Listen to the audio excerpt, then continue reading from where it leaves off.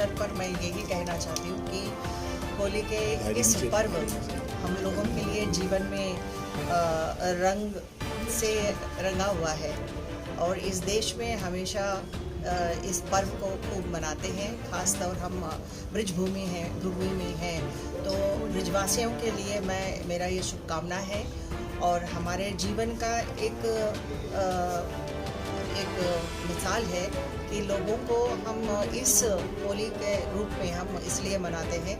इसमें स्नेह है और जो भी हमारे आपस में भेदभाव हो और सबको भूलकर हम आनंद से हम एक दूसरे का प्यार करते हुए स्नेह रूप से हम लोग ये होली मनाते हैं।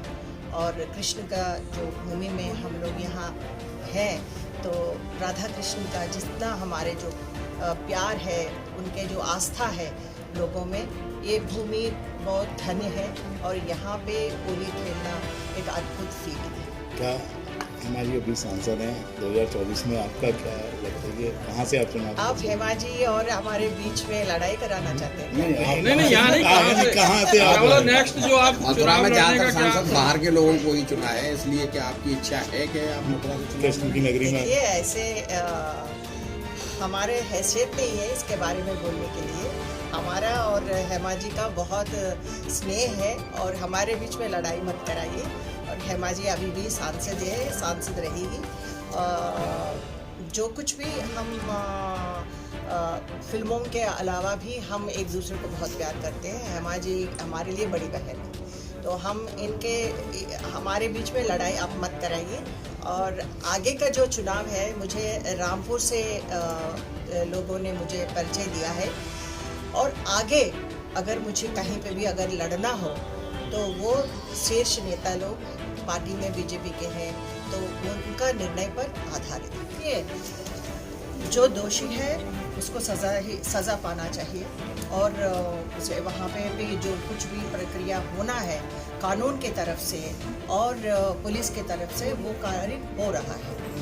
तो किसी को छोड़ने का जो सज़ा है, जो दोषी हो उसको सज़ा पाना ही है। बुलडोजर के उनको आपने बताया था कई बार योगी जी ने उनको दिखाया कि क्या जो दोषी है, जो दुष्कर्म करेगा या जो भी गलत करेगा या कानून के खिलाफ काम करेगा, क्या उनको मतलब बिठा के लोरी गाएंगे? ऐसा तो नहीं हो सकता है ना। जो दोषी है उसको सजा पाना ही है। आप राम राज्य की परिकल्पना कर रही हैं, लेकिन क्राइम के आंकड़े जो है वो बढ़ रहे हैं, यूपी में भी बढ़ रहे हैं, तो कैसे राम राज्य की कल्पना? देखिए ऐसा है कि आप एक व्यक्ति के बारे में या एक केस के बारे में ऐसा नहीं गणित कर सकते हैं। लेकिन सबसे पहले मैं ये बताना चाहती हूँ कि औरत के लिए आज हम सर उठा के अगर बात भी कर सकते हैं तो वो है आज योगी जी के सरकार की। तो योगी जी बहुत कुछ काम कर रहे हैं लोगों के लिए भी, और ख़ास तौर जो लोग मतलब होली मनाने में डरते थे उन लोगों के आज वो जो काबिया जो जाती हैं वो भी हमारे वो आदर्श एक दिखाया है कि वो लोगों को भी दूसरों ने कोई भी ऐसे गलत काम ना करे ताकि कावरियों को भी उनको तकलीफ हो। मैम आप महिलाओं की बात कर रही हैं, त्यौहार से ठीक पहले महिलाओं के चूल्हे पर मार लगी है महंगाई की, सिलेंडर महंगा हुआ है, इस पर आप क्या कहेंगे? देखिए मैं इस बारे में अब पूरे जो इंटरव्यू अभी आज ही करेंगे कि बाकी और भी करेंगे? सवाल आज का ही, आज ही रेट इंक्रीज हुए मैम। देखिए ऐसा है और कई चीज़ों के हुए हैं। देखिए ऐसा है कि ये जो महंगाई के बारे में बात कर रहे हैं, योगी जी इसको निरंतर करने के लिए पूरी कोशिश कर रहे हैं और मोदी जी भी इसके लिए इसीलिए G20 को लेकर आ रहे हैं ताकि देश जो है हमारे भारत देश के बाहर भी हमारे लिए कुछ ऐसे अर्थव्यवस्था इम्प्रूवमेंट आ जाए और हमारे लिए यहाँ पे अर्थव्यवस्था सुधर जाए। मुझे कोई रक्षा करने वाला नहीं होता था, लेकिन आज़म का खेल खत्म। तो आज़म अभी वोट देने के लिए भी या वोट डालने के लिए भी उनका हक नहीं रहा।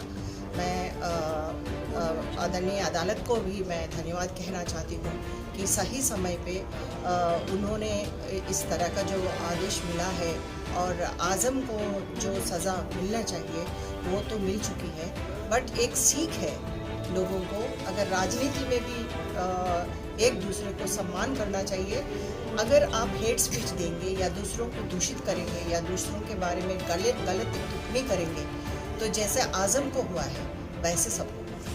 आप सपा से खुद रही हैं, नेता सांसद रही हैं, लेकिन अब वर्तमान में सपा के कुछ नेता रामचरितमानस को काट रहे हैं और आप आज हनुमान जी के दरबार में हैं, तो क्या कहेंगे ऐसे लोगों के बारे में? देखिए, ऐसा है ना, मैं भारत देश में भारत की बेटी मानकर मुझे गर्व एहसास होती है। तो रामचरितमानस को, ये हमारे भारत देश में हम सनातन धर्म को मानते हैं और ये राम जन्मभूमि है, तो राम हमारा भगवान है, तो उनके लिए कदर करना, उनके ऊपर आस्था रखना हमारा प्रथम कर्तव्य है।